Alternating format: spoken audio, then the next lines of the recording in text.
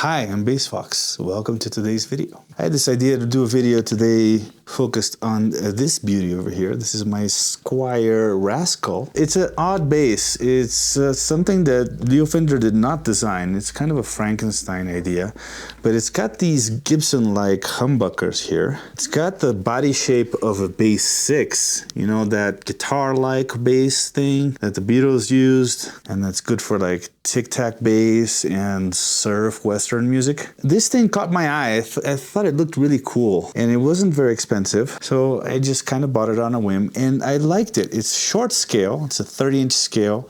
It's kind of narrow, so it's kind of good for guitarists who are just getting into bass, for example. This is one bass I often recommend to guitar players. I thought that this bass, it has an odd sound. It's a very dark sounding bass, and plus I have semi-flats on it, so these are the GHS strings that are half rounds or some half wounds. I don't know how they call them, but they're kind of somewhere between flat wound and round wound strings. So this bass sounds really nice, but it is very dark. It does need a little bit of something to be done to it. So I think this is a good opportunity to check out the Anagram, the new equalizer block that just came out just in time for Halloween. Happy Halloween! So let's do it. Let's create a cool preset for the Rascal bass. It's specific, and it'll also serve as a video demonstration of the Rascal bass itself and a little bit of capabilities of the new block in the Anagram. By the way, I have it running. I saw it on the Anagram group. People were using a battery to run the Anagram, so I bought this battery. It's an Anker. Let it be seen, right? It comes with this nice retractable USB-C cable. It has a lot of power. People are saying they can do like sound check in 2 sets and it doesn't even go past 10%. So that's nice. Now let's just start with a gain block here so we can get a little bit more volume. So that's going to be in utilities, gain. And there you can hear me a little better, right? So this is just the sound of the bass going straight into my Focusrite interface.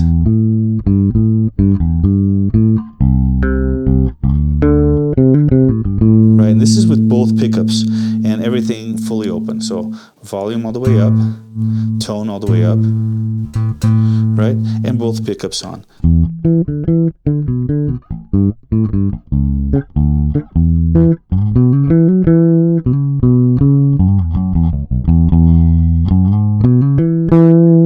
Yeah, I hear a little bit of distortion.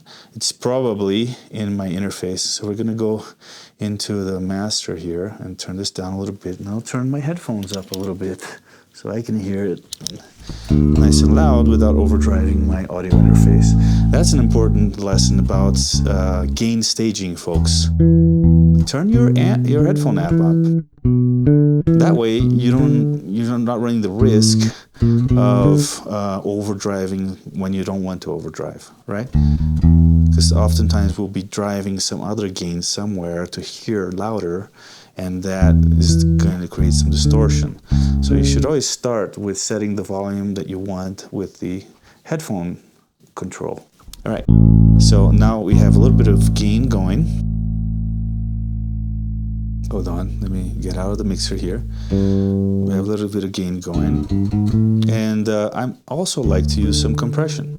So I'm going to use this opportunity to also show you something about the Anagram compressor here that I noticed. A lot of people have been complaining that these, maybe not so much anymore, but initially the Anagram compressors weren't doing much.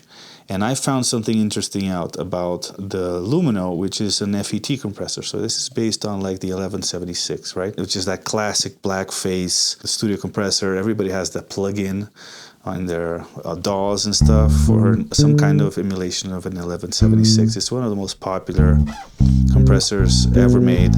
So this is kind of a take on that, right? And the original has 4 buttons for ratio. And I'm going to do a video on compressors specifically, explaining, going more in depth about what they do. But here, just know that the ratio is like the how much the compressor is going to compress the sound, how much it's going to reduce the gain once the sound passes the threshold. On this kind of compressor, the threshold is fixed. So another gain staging idea is you do have to basically set the threshold by setting the input level, like how loud you're going into the compressor is how much of the sound is going to be passing through the threshold, right? So if your sound is soft, if you have like a passive bass and you're not using a gain block, then it might not even hit that threshold. So that might be why you're not hearing much compression at all, right? So giving it some gain, and you do have an input gain control here, that might do the trick, right? Another thing is attack and release. Usually with most things like synthesizers and pedal compressors, you normally think of a fast attack counterclockwise, right? So like a setting here would be a fast attack, and a setting with release here. So the attack is how quickly the compressor will react. Like once the sound goes past the threshold, how long does it take to bring it down? So you can use this to let like the initial transient be loud, like your first piece of the note, let that be loud and then cut down. Or if you make a fast attack, it'll just immediately go into action and give you like long sustain. So it's like a kind of a rule of thumb is you want a fast attack when you want sustain, and you want a slower attack when you want punchiness, when you want that initial transient to be loud. But on this compressor, the speed is faster clockwise. So and initially I wasn't getting anything because I was setting them the attack and release too slow. So once I realized that you get a faster attack all the way, see, it shows you when you hit the last, it says fast. When you hit the last value, and you hit the slowest value, it says slow. So that's the only way I found out. When I went to the extremes, I realized, oh my God, I'm going the wrong way. So I want this to be a fast attack, right, and a mid release, like kind of towards the fast end there. And the ratio, the original 1176 had 4 buttons, and there was a trick that some producers used, all producers used, which was pressing all of them all together. It did something to the circuit that made it more like extreme, the compression more perceptible, more like pumping and stuff. So we have that option here. We have the 4 buttons, 4, 8, 12, and 20 ratio, and then we have the all ratio, which is all buttons pushed in on an 1176 type compressor. And I'm already feeling like I can hear the compressor acting. It's giving me more sustain and taming those transients, giving me a more even sound that'll cut through a mix better. A lot of people say that compressor makes up for bad technique. That's not the case at all. It helps you, like the engineer, if he gets a very varied sound from you and he doesn't have a compressor, which would be rare, most engineers will just compress your sound anyway, even if you don't have a compressor. They'll just not have to do it so much if you have your own compressor. What would happen is they would have to turn you down because of your peaks, and then when your dynamic goes lower, you're inaudible. So that's a compressor just helps keep you present. And I'm a sound engineer, by the way. I'm a composer, producer, as well as bass player. So I'm coming from both ends in this debate here, both as an engineer and as a bassist.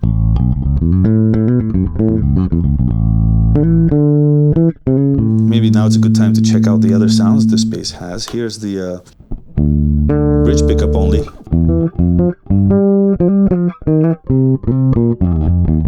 We haven't done anything to color the sound at all. It's just the compressor.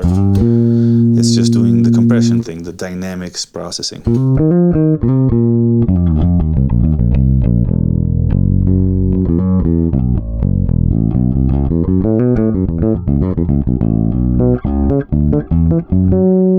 Nice. And this is the fat sound, the neck pickup only.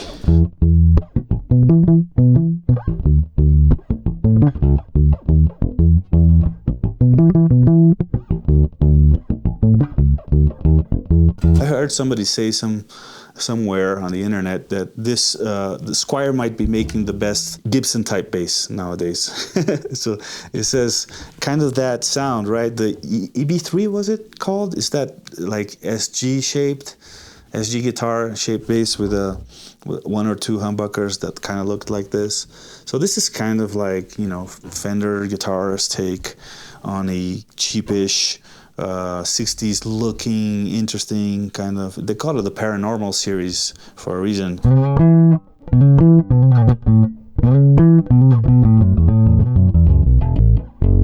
I have to get used to how close these strings are together, which actually,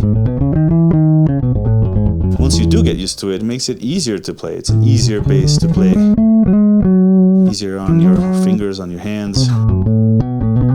You like get this, like suddenly you have better technique than you thought you had, you know, when you play this thing. And it does have a very nice 60s-ish kind of sound, but it is very dark, and the way we can fix that is with an EQ equalizer, and that's where the new equalizer block by it's called Parametric EQ. And what is a Parametric EQ? Parametric means it has parameters. That's all. It's an EQ with parameters that you can tweak. So it's not just low with a fixed bandwidth and fixed frequency center, a low, mid, and high. That's like a very basic non-parametric EQ. A semi-parametric EQ will at least give you the frequency control. So you have bass, gain, and cut, but also which frequency, right? Up within a certain range that's considered low. And then you have a mid that also gives you a range of which frequency you want to be the center of your cut or boost. And the same with high. Maybe on such EQ, the low is actually a shelf shape instead of a peak, right? So it raises up all of the lows below that frequency, and the high can be the same as well, can be a shelf too. So everything above that certain frequency can go up or down, and you can choose that frequency if it's semi-parametric, right? Now a fully parametric EQ like this also gives you control of the band width. So when you boost or cut, that center frequency, how much around that center frequency is also going up or down with it. So it has a curve, and that curve can be fat or skinny, or rather wide or narrow, right? So that's the band width, the width of the band. That's simple, you know. People make things seem more complicated than they actually are, but that's what a parametric EQ is. It's just an EQ with parameters. And this is a 6-band parametric EQ. That's a whole lot of bands. That's way more than you really need on a bass. Most of the time, you're probably gonna get what you need with 3 bands, you know. But maybe you can fix some like crazy resonance in the room you're in. And by the way, the Anagram does have a global. So when I hold the last knob down here, you see the mixer, right? Where you can set the volume coming out of the jacks, out of the XLR jacks, and out of the headphone output, and the main volume that controls all of those. But there's also a little EQ button here, and you get a very similar EQ to that new block, right? It looks almost the same. And you also get gain, frequency, and width for 6 bands. But this one is the one that's meant to fix problems with the room. This is for it will be always on, independently of which preset you're using. So you don't want to. This doesn't go along with the preset. So this is for much more for fixing the sound, adjusting it to the situation you're in. So maybe you're using a particular speaker that has some honky frequency in the mid, so you can come here and tweak that, and then all of your presets will reflect that change, because this is global. But when you want the EQ to be part of, for example, this is an EQ, this is a preset for a specific bass, right? So we're gonna tailor the preset for how I want this bass to sound. It's gonna even have the name. I'm gonna name the preset the Rascal preset on my Anagram, right? And if you have a Rascal, you might find this preset but you should just make it. You know, my philosophy with the Anagram is don't use other people's presets. It's the funnest thing about it is that it's the sandbox for you to play around with an infinitude of useful and beautiful sounding effects to fit your style, your sound, your instrument, your musical context, your room, everything, right? So don't copy my preset. Just learn from it and make your own. So maybe I want to hear myself a little bit louder. How is my gain looking? I can get more gain. So I can go back first to the Luminal compressor here and add a little bit of output. And I'm still not distorting in my DAW, so that's fine. I'm going to go back to the middle position of the switch select of the pickup selector here, so that is my favorite sound with this bass, I think.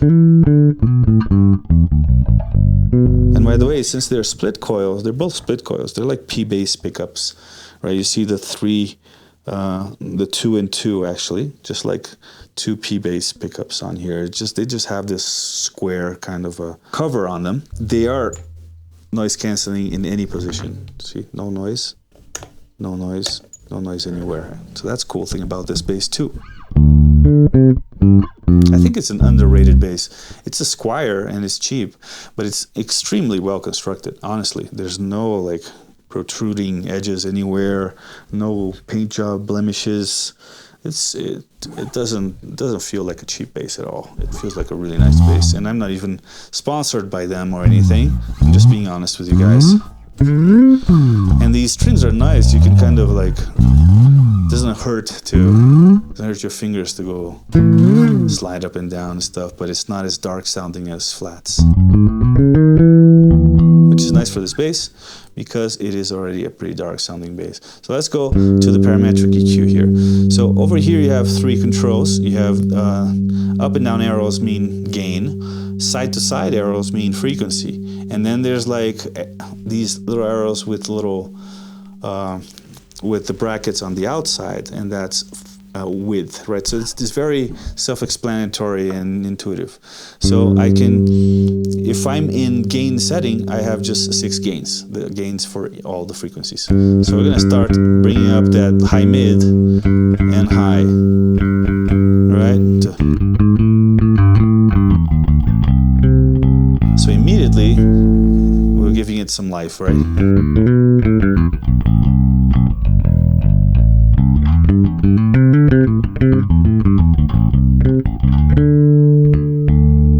Right, but we can also change that frequency, so I can go to the frequency mode here and play around with listening to how it sounds when I change the, see, you can really tell, right?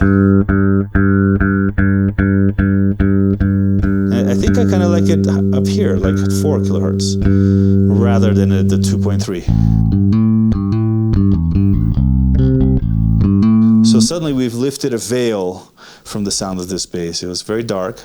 Oh, look, there, now we do hear a little bit of noise now when I'm not touching it. So it's not as noise canceling as I thought. It was just pretty dark sounding. So we can fix that easily. I'm just gonna get out of parametric EQ here, and I'm gonna add in dynamics, right? Because a noise gate is a dynamics processor. It's the opposite of a compressor. It turns your sound further down once it's below a threshold, right? So where is that? We have the noise suppressor right here. I like it to be the first thing on my chain, even before I give it any gain. And we have a setting for it, just the threshold. And we're just gonna lift it until it kicks in at about 42 dBs there. I'm getting some crackling. Do I have my phone on my pocket or something? It could be the microphone or something. Yeah, I need a little bit more noise control here. You don't want too much because then it'll kill your soft notes. So when you play, all right. also, maybe I'm going overboard with the high here, with the 8K. We don't need all that 8K. See, really what we wanted was the 4.35 kilohertz boost. Now I can have a little bit of 80 kilohertz. And see, the bottom frequency is a shelf, right? So it's not just a peak. But I can still change the shape of the curve by changing the bandwidth. So I can make it more steep, right? And then it actually creates a dip as well, right? So when you change the... Now this is too punchy. It's too much. This is gonna drive the sound engineer insane. So I'm gonna go back to a smoother curve here and go back to gain and turn it down a bit.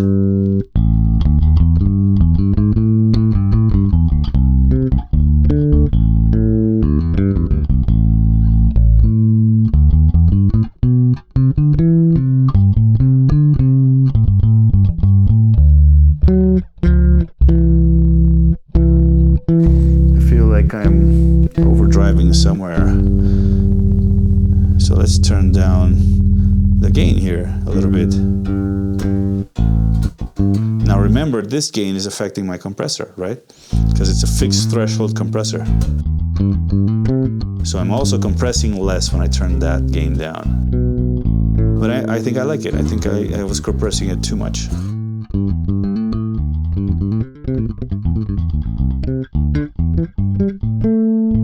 Cool. Now let's go back to the parametric here. Let's check out one of the mid frequencies here. Now see, that's very nasally. It almost gets you that Jocko kind of bark, right? But if you don't want it, then maybe you just found the frequency to cut, right? So we can go to frequency sweep here and just make sure by sweeping it. Like, find the frequency that bothers you about the sound, like what you don't like, by boosting it. Like, what's the boxy?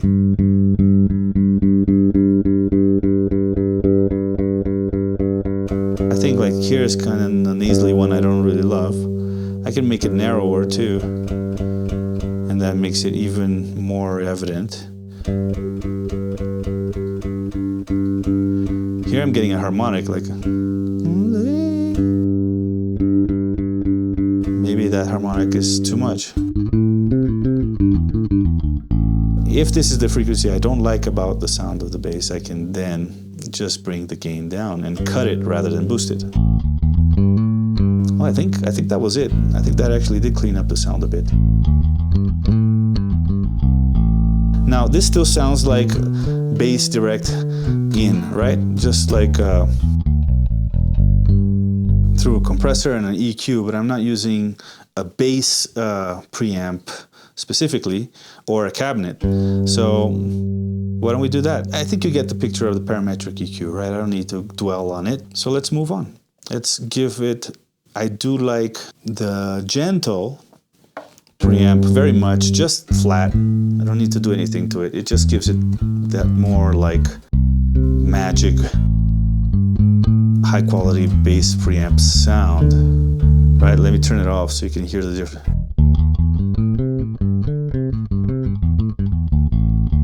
And then on. I mean, it's called gentle, very appropriately named.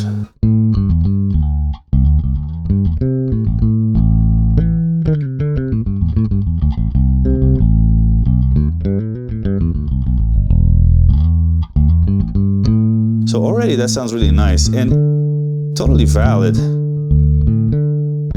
to, hey, hold on, I'm hitting red on the output here. Let's turn our level a little bit down on, and there's a low cut here. Now this is a bass preamp, so why does it have a low cut? Well, it's for those rumbly super lows that make the sound engineers go crazy and the subwoofers explode. And you can still get a really nice round bass tone with that on, right? But I don't know if I need it.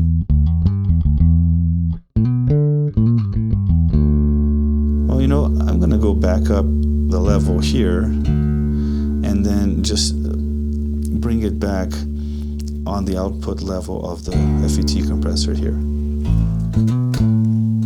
Now let's see what our output level here on the anagram is looking like. Looks like no longer hitting red. So that's gain staging. I'm probably going to do a video specifically about gain staging, but it's all about controlling your gains wherever there is a gain control appropriately, so that you get the distortion saturation where you want it and not where you don't, right? So definitely on the output you don't want it, because it's not gonna sound nice, but maybe some of these preamps drive nicely when you overdrive them, right? And you're looking for that perhaps. Right now I'm looking for a very clean sound. Now, you may or may not want to add a cabinet. I think I will. So I'm just gonna use like the dark glass cabinet here.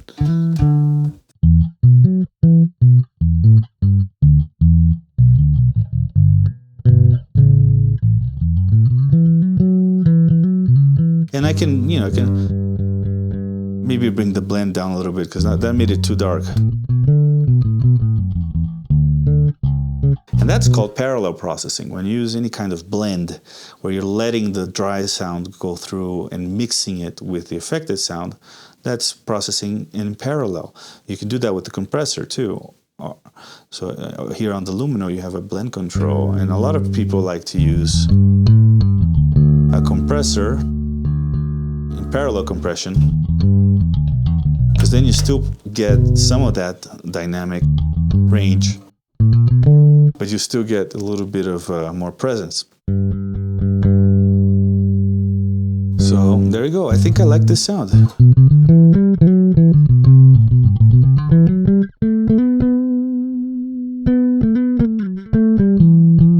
Now, straight to headphones, this is not going through air anywhere. I'm playing solo bass here. I kind of want to hear a little bit of an echo. So I'm just going to add a tiny bit of reverb at the end, just for taste. I am a sound engineer as well as a bass player, so bear with me. And I'm recording in stereo, so it might as well have a stereo reverb. And we definitely don't want too much of it, so we're going to bring that wet control down a bit. So you just get a little bit of a room, right? Air.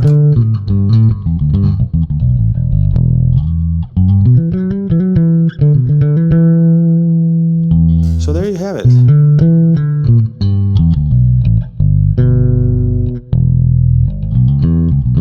Let's hear the other sounds on the bass. This is just a neck pickup.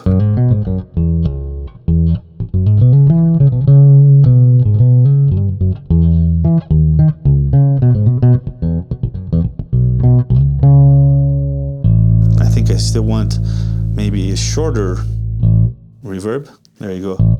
And a little bit less wet as well.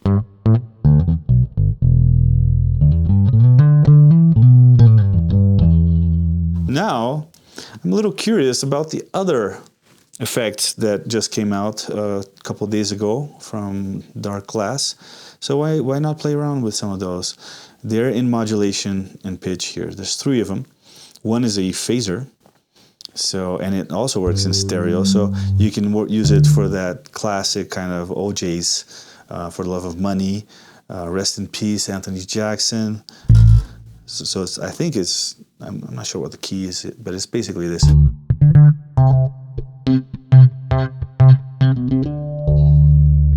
But that's the obvious thing. Every bass player of a certain age plays when they turn on a phaser on their bass. Now let's turn it on stereo here. Whoa. I hope you're listening through headphones, folks.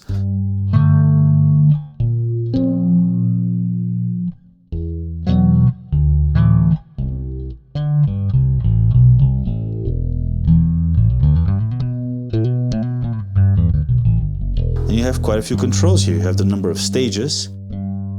So a phaser is basically all-pass filter, and it has certain filtering stages. I think a 4-stage, as it is right now, is probably what you usually get in pedal format.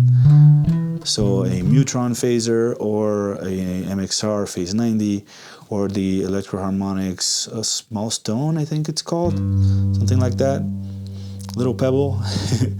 That's what you get 4 stages with those. 6 is kind of odd, but you do feel the effect a little more, right? 8 is the maximum.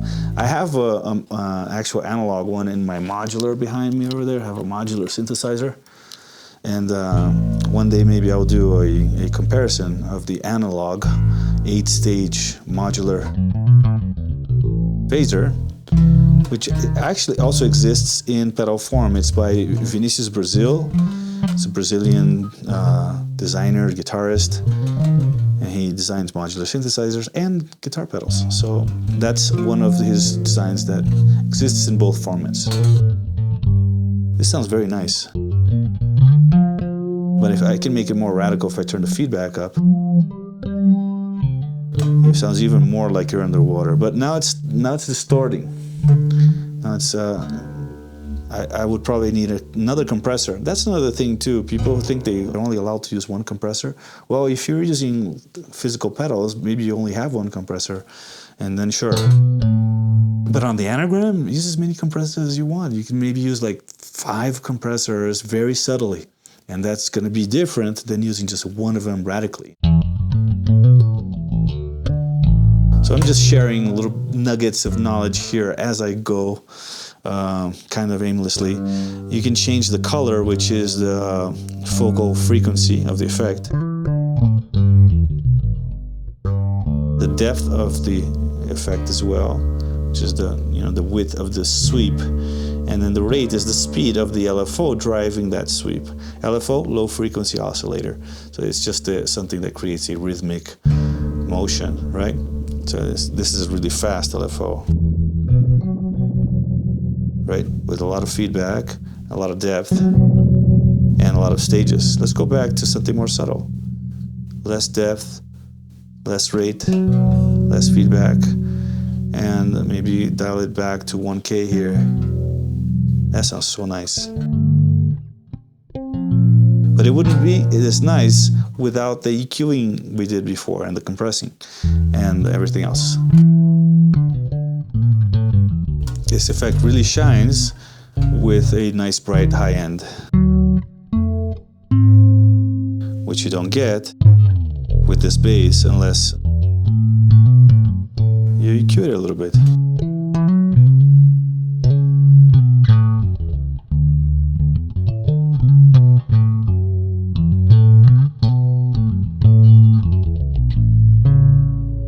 Very cool. Right, I like the phaser. Let's mute it for a minute and check out the other ones. So modulation and pitch here again, and we'll go to the Tremora, which is a tremolo. Tremolos are super nice. I'm gonna turn up my hall reverb for that, because with a tremolo effect you can do, a very kind of, let's turn it in stereo mode. And now, here's the thing. If you're listening to this in mono, you're not hearing right now any tremolo at all. Because when you have stereo phase at 180 here, and I found this out by accident yesterday when I was rehearsing for this video, I had my headphones panned both sides center. So when I turned this on stereo, I just couldn't hear any tremolo anymore. So if you want to hear tremolo in a mono system using the stereo mode, make sure you turn that stereo phase somewhere else, right? Maybe monitor in mono when you fix that setting. Some venues are in mono, and some engineers will only give you one channel for your bass track when you're recording. So definitely check all that out. And this one, you can have more depth.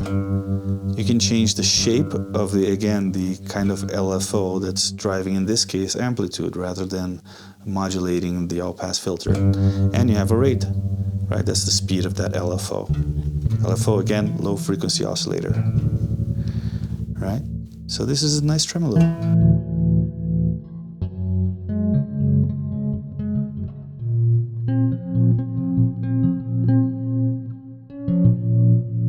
Right, and you have the depth as well, which is how extreme you want it to be. You can make it very subtle. Or quite... I wish it went more extreme, actually. Maybe if I turn the shape all the way down. There you go. This shape is more like a square, so it's just like hard up, hard down, rather than ramping up or curving up. So, and maybe more rate here too. So this is more radical effect, right, with that shape on minimum.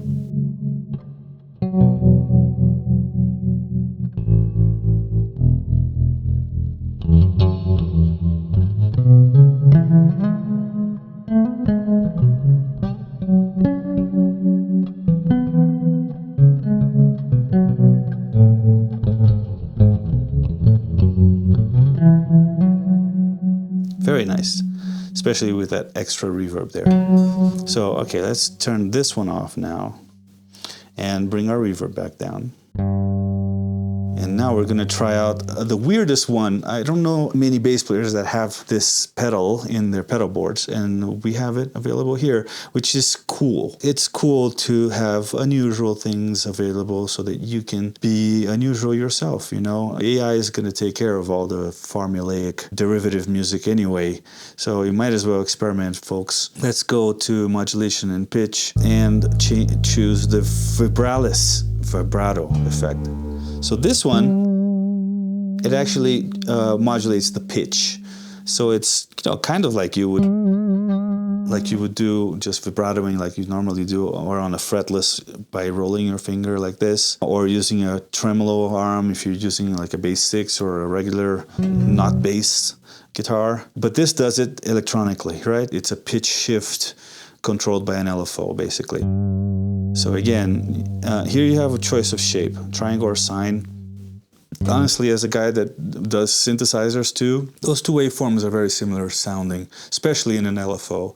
Like as a audible wave, you can hear more harmonics on a triangle, and the sine is just pure fundamental, no harmonics. But on an LFO, honestly, like they're almost interchangeable. I can't really hear. And let's put the depth a lot here, a lot of depth.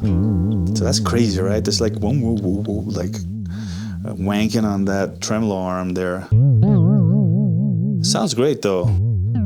It's very clean effect, not glitchy at all, because this has lots of DSP power. So that's the sine, and this is the triangle. Can you hear much of a difference? I can't hear much of a difference at all. I think they're very similar. This is almost FM, frequency modulation. FM, that's when the rate goes up to audio rate, right? So this one has a hard cut at 20 hertz, which is exactly where our audible range starts as humans. So it's really like intentionally not letting you go into FM. I think that's the philosophy of keeping things kind of in a sweet spot, because if you could go, it could get really weird. So why not? Come on, Dark Glass, let us have audio rate, audio range rate LFO here. Why not? If you're gonna go weird enough to give us a vibrato for bass, right? Like I am actually having a hard time figuring out where I would use this musically as a bass player, you know, but maybe as a sound designer, you know, using the bass as a sound source with this effect for a particular scene in a movie or something, or an intro to a song. Or if I have it really subtle and kind of fast, then it becomes more like a just you know, a subtle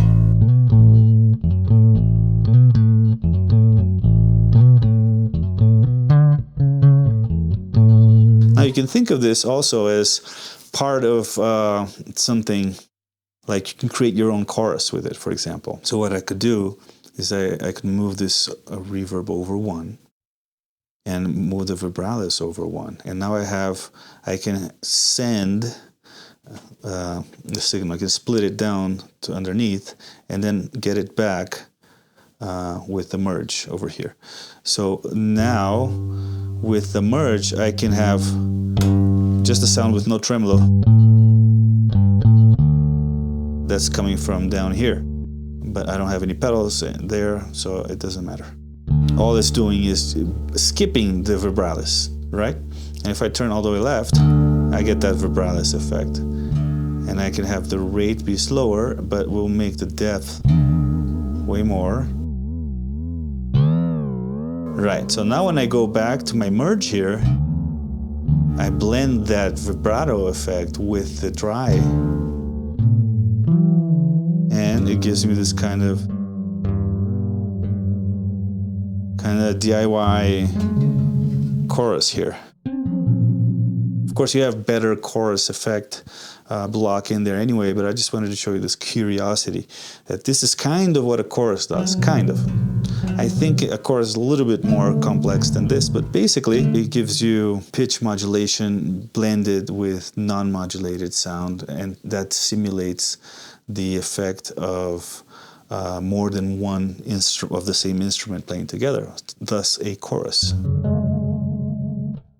But we're gonna blend that vibratus right out of our chain there.